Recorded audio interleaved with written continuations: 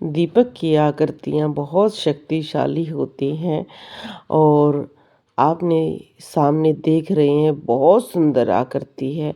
जैसे साक्षात माता खड़ी है, उनके हाथ के अस्त्र शस्त्र और सब कुछ उनका रूप आप देख सकते हैं, या आप इसकी तुलना कर सकते हैं एक सुंदर से बगीचे में अलग अलग फूल खिले हैं।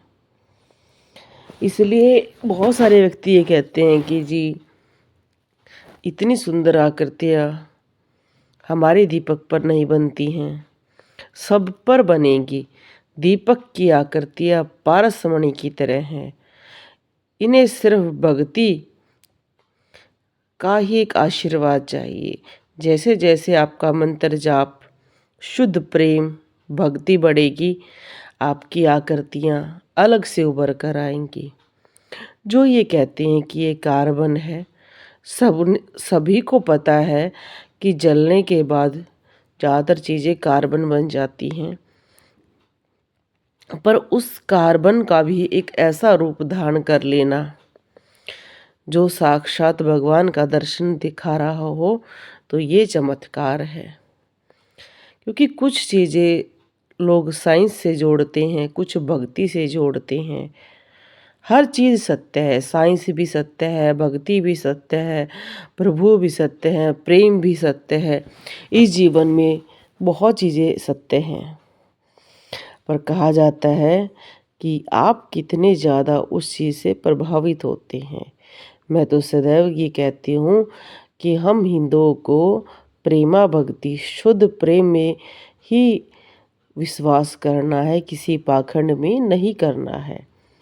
अगर किसी के दीपक की आकृति नहीं बन रही है तो इसका अर्थ नहीं है कि वो भगत नहीं है या वो अच्छा इंसान नहीं है। ये सबका अलग अलग एक नज़रिया है। दीपक की आकृति एक तरह से आपको दर्शाती है, क्योंकि कुछ भक्तों के मन में ये सदैव रहता है कि क्या प्रभु हमारी सुन रहे हैं, क्या मेरा भक्ति में रंग आ रहा है, क्या मुझे कोई शक्ति प्राप्त हो रही है। तो इसलिए प्रभु उनको दर्शन देती हैं। आप ये देखो कितनी सुंदर आकृति है, प्रकाश ऊपर की तरफ उड़ने को तैयार। और प्रकाश कैसे उड़ता है, क्यों उड़ता है, इस विषय पर भी मैंने बहुत सारी वीडियो बनाई है। हाँ, ये वीडियो बहुत कम आती है, बहुत कम लोगों के साथ ये दैविक अनुभव होता है। आपको ये अनुभव अगर बिल्कुल पर्सनल लेना है तो आप माता ज्वाला देवी के दर्शन करने जाएं। वहाँ पर आपको ऐसे ही दिखाई देगा, एकदम जोत बढ़ेगी, फिर एकदम ऊपर उड़ेगी और गायब हो जाएगी।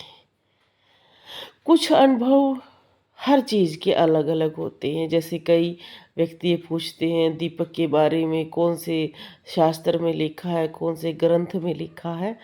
तो मैंने तो ये देखा है कि प्रेमा भक्ति अलग अलग रूप की होती है।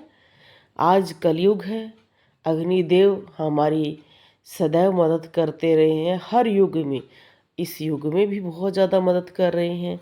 वो हमें दर्शन देते हैं, अलग अलग रूप में, हवन में दर्शन होते हैं, दीपक में दर्शन होते हैं। और हर भक्तों का अलग अलग चरित्र हर युग में बनेगा। ऐसा नहीं है कि कलयुग में कुछ नया नहीं होता है, कलयुग में भी अलग अलग होते हैं। आप जो कुछ भक्तों का चरित्र है वो कलयुग का ही पढ़ रहे होते हैं। तो इस पर आप अगर अब ये कहें, जैसे ध्यानु भगत के बारे में कहते हैं कि वो किसी को एक बार ये कह देते थे बोलो जय माता दी, तो उस व्यक्ति का काम बन जाता था। बीमारी होती तो बीमारी दूर हो जाती। अगर अब उनसे कोई कहता कि आप दिखाओ कौन से शास्त्र में लिखा है कि सिर्फ जय माता दी कहने से काम बन जाएगा, और वो सबको नहीं कहते थे, किसी किसी को। तो कई व्यक्ति ये कहते थे कि वो पार्सलिटी करते हैं, तो वो स्वयं कहते कि नहीं, अपने आप मेरी जीवा से निकलता है, मैं कभी भी किसी में कोई भेदभाव नहीं करता हूँ। तो ये दीपक की आकृतियाँ हैं भाई, अलग अलग भक्तों को अलग अलग संदेश देती हैं, प्रेम प्रदान करती हैं। क्योंकि देखो सच्चा भगत जो होता है उसके अंदर ये लालसा और भावना कूट कूट कर भरी होती है कि क्या मैं प्रभु से जुड़ गया हूँ। अब ये देखो कितनी सुंदर आकृति है, कितने सारे चंद्र बने हुए हैं। इनके घर में राम जी की विशेष कृपा रहेगी, हनुमान जी की विशेष कृपा रहेगी। ये चीज़ें लोगों को समझने में थोड़ा समय लगता है। प्रभु कृपा मिलती बहुत सारे लोगों को है, पर उसको समझ पाना आसान नहीं है। प्रभु कृपा तो मंथरा पर भी हो रही थी भाई, उसको भी दर्शन होते थे। प्रभु कृपा बहुत सारे लोगों को होती है। जो ये लोग कहते हैं ना कि नहीं, सबको होती है, पर उसको समझना, उसको महसूस करना, वो कोई कोई महसूस कर पाता है। दीपक की आकृतियाँ बहुत सारे लोगों के दीपक पर बनती हैं, पर कई लोगों को प्रभु से सिर्फ इतना ही प्रेम है कि वो सिर्फ पाठ करते हैं। अब ये देखो कितनी अद्भुत आकृति है, बिल्कुल गदा बनी हुई है, और नीचे भी देवी के दर्शन हो रहे हैं। अलग अलग जो हम दर्शन करते हैं ना, वो एक अलग सा ही रूप है। तो इसलिए मैं सदैव कहती हूँ कि गदा की जो आकृति है हनुमान जी की विशेष कृपा से बनती है, माता रानी की भी, क्योंकि आपने देखा होगा जो कलयुग की सबसे मानी हुई देवी, या जिसको कहते हैं कि कलयुग में हर रूप को धारण कर रखा है, माँ ने शिरों वाली है, उसके पास गदा भी है, त्रिशूल भी है, सुदर्शन चक्र भी है, हर चीज़ है।